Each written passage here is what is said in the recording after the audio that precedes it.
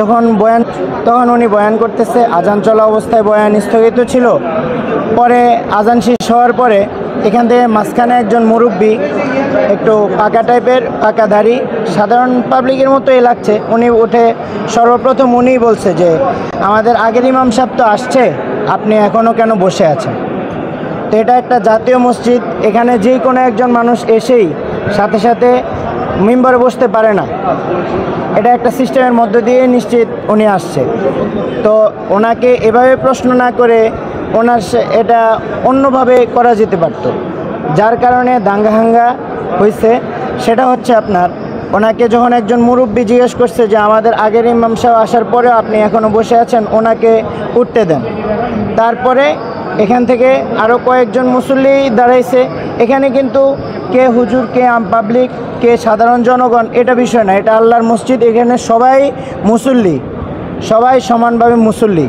আর প্রত্যেকটা মুসল্লির চাহিদা অনুযায়ী একজন সৎ নেককার ইমাম খতিব এখানে জাতীয় মসজিদে নিয়োগ হবে, এটাই সবার চাওয়া এবং এটাই আমাদের কাম্য। সেই ক্ষেত্রে মানুষ বলতেই পারে যে আমাদের আগের ইমাম আসার পরে আপনি কেন বসে আছেন?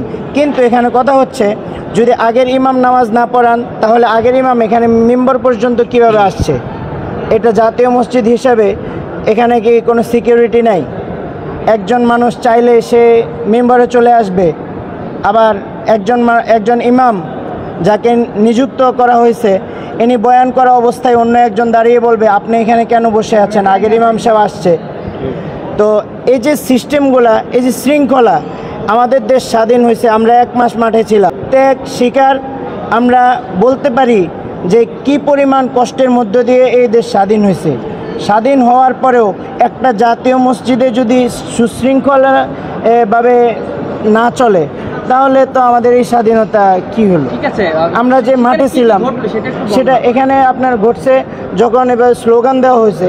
স্লোগান দেওয়ার পরে যিনি মেম্বারে বসে বয়ান করতেছিলেন উনি নেমে গেছে, আর এখানে সবাই আগায় একবারে মেম্বারের কাছে নিয়ে আসছে।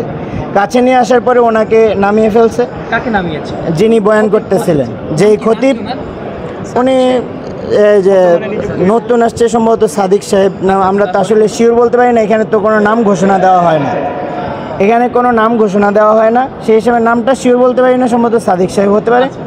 তো ওনাকে যখন নামিয়ে দেওয়া হয়েছে, নামিয়ে দেওয়ার পরে আগের ইমাম সাহেব উঠছে, ওঠার পরে এদিক থেকে ওই বাহিরের দিক থেকে একটা হামলা হচ্ছে ভিতরের দিকে, এবং ভিতরের দিক থেকে আবার আরেকটা হামলা হচ্ছে বাহিরের দিকে। ঠিক সেমভাবে এক গ্রুপ বাহির থেকে হামলা করছে, এক গ্রুপ ভিতর থেকে হামলা হচ্ছে, এরকমভাবে চলতেছে।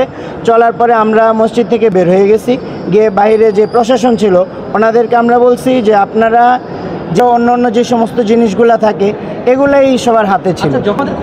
এই সমস্যাটা মূলত যেই খতিব নতুন এসে বসছিল, আজান শেষ হওয়ার পরে উনি যখন বক্তব্য শুরু করছিলেন তখনই ওনাকে একজন প্রশ্ন করছে যে আগের